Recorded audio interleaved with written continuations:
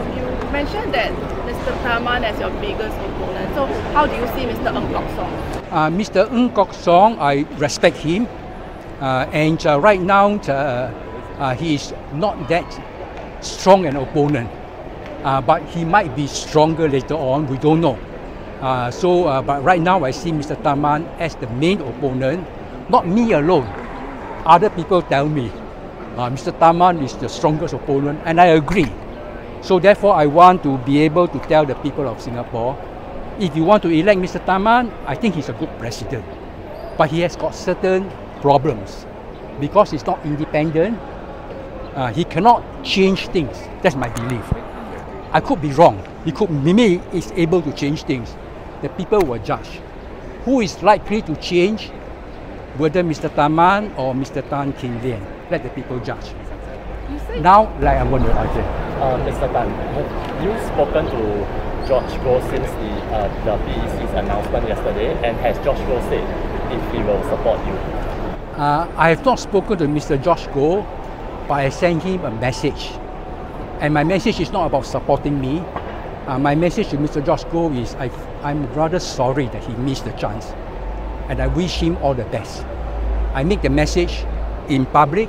I send him a private message, the same. And then it depends on whether later on. I think we must respect Mr. George Goh's current situation. He's disappointed. So we shouldn't be pushing him on things that he's not ready. I only send him a message that I'm sad to know that he's out. And when he overcome this current difficulty, emotional difficulty, I wait to see whether he wants to talk to me or not. Mr. Tan, you've singled out Mr. Taman as your main competitor, and you said that you wanted to reach out to the younger voters. What's your strategy, and how do you think you can galvanize the younger voters to choose you over Mr. Taman? My message to the younger people is simple. You have got 50 years or more ahead of you. Think about your future.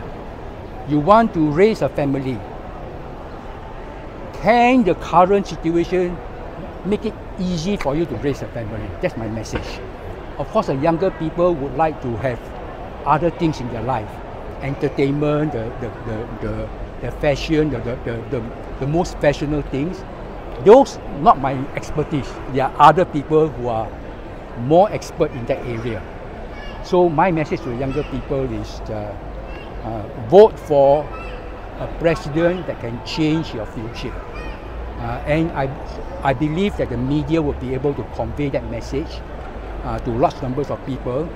I have volunteers in my TikTok, Instagram team. They come forward to volunteer for me without charging high fees. These people will do the work to spread my message. And they create TikTok videos for me, which I put into my Facebook, and they also help me to spread it virally. So I will convey to the young people, your future is very important. Take this chance to make a change in the environment so that your future can be brighter. Will you be conducting a physical rally, and when will that be? This is tentative. We will have a physical rally. It will be on Friday, next Friday. But it's tentative. We are planning this. It will be on next Friday. The location has not been decided. I know the government, the election department says it is not encouraged. Not encouraged means it's not illegal. So I want to have a rally because I know many people want to hear what I say live in person, and also not what I say alone, what other people who support me say, because they also have their views that want to convey across.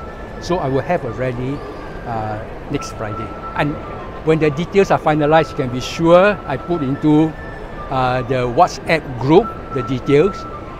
All right, so it will be a good way to reach out to many people. What's the lineup of the speakers might look like? Now, of course, the speakers will be me, I'm planning to speak in 4 languages. All right, I think I will invite Mr. Tan Jise and Lim Tian to speak. They are leaders in the political field. They may be different from the ruling government, but we should respect them as leaders in their field, in the political field. And I will have a few other people that will come to speak. The details will be finalized when they agree to speak. Is that a way for you to attract, supporters of the opposition? The supporters of the opposition are already with me. I have no doubt about that, through Mr. Lim Tian and Tan Jise. But I know I have to reach out to the middle ground. And the middle ground is 30 to 40%. They are the people I meet in the market and on the train. They are not political, but they also want to have a brighter future. They are also suffering from hardship of cost of living and so on. They are concerned. So this is the middle ground that I'm reaching out to. And every time I come, every day, I will come to the market to meet these people, and I will go on the train to meet these people, because they will then tell me what they like to see, and I will take that into account. Are you trying to play into politics actually? Sorry? Are you trying to play into politics? No. Don't ever mix up politics with a duty to the country. Now there's a difference. I believe that we need to improve conditions in the country. I don't believe in fighting politics against party A or party B. When you fight politics, you waste all your energy. And that not only apply to opposition, it also apply to the ruling party.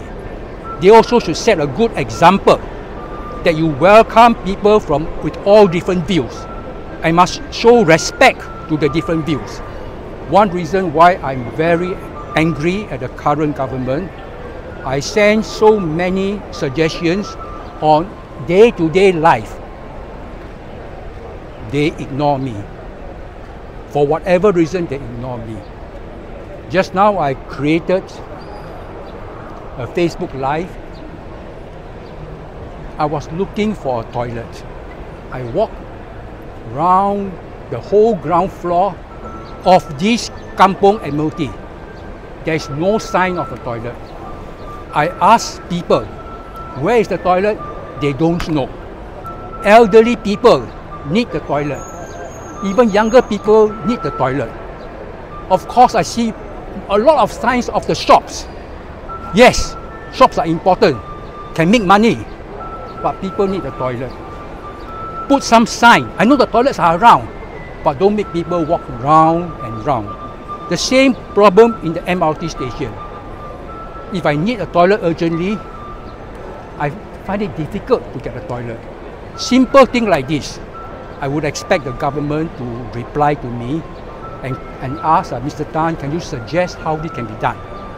I do not agree that they just ignore my suggestion. Now, I think they not only ignore my suggestion, they ignore the suggestions of ordinary people. I think this must change. You say you've made suggestions, in what capacity was that? As a member of the public, I make the suggestion. I write very clearly. I provide enough information. I'm not just anyhow write that people don't know what I'm talking. I write very clearly. I deserve a call from a senior person, not a junior clerk, got no authority. A senior person should call me and say, Mr. Tan, we want to understand your issue a bit more. This is politeness. And I'm very angry that we have a system where people are arrogant. I write to the ministers as well. They should be polite in giving me a reply, either personally or by a person of authority. So one issue I have is how does this government deal with feedback?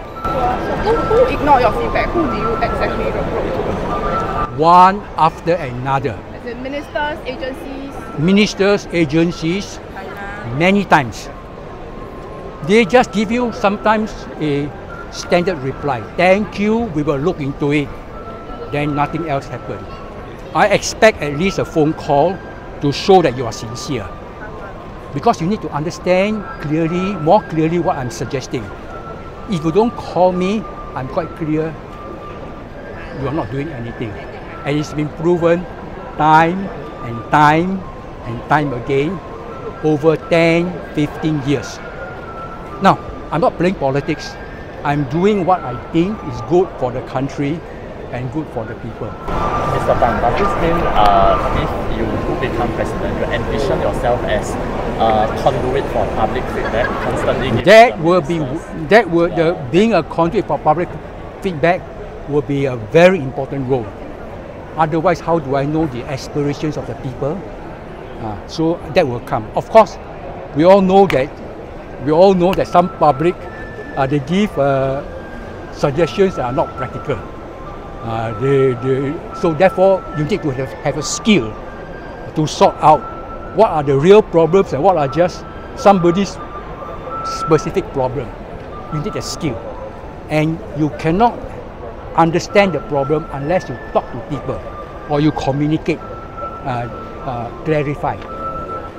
Now, there are times, quite often, when people will give me a suggestion that is very not appropriate, and I have to tell them after I studied this, I say, sorry, your suggestion is not appropriate, I cannot support it, and they respect my decision. But after I ask them, if I don't ask them, they'll probably be very angry with me. Have you finalized your team and your like the number of centers that you will be helping you in this presidency, like running? The number of what? Centers or like team volunteers? I have more than adequate centers, and my centers come from people of all walks of life, ordinary people. Some are unemployed, some are food delivery people, and some are Grab drivers. How big is your team? Let me talk about centers first. All right, and those are my centers. I also got my proposal and seconded to politicians, but the rest are ordinary people.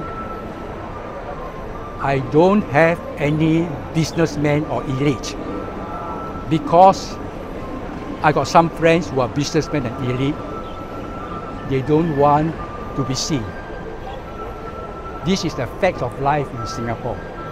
So my centers are ordinary people, including those unemployed. What's your next question? Sorry. Like how many people are helping you to run?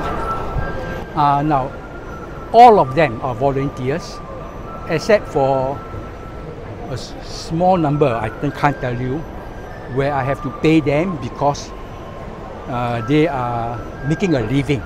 And when they take time off, they lost their income. So I pay them an allowance. But the rest are all volunteers. How many? In my website, in my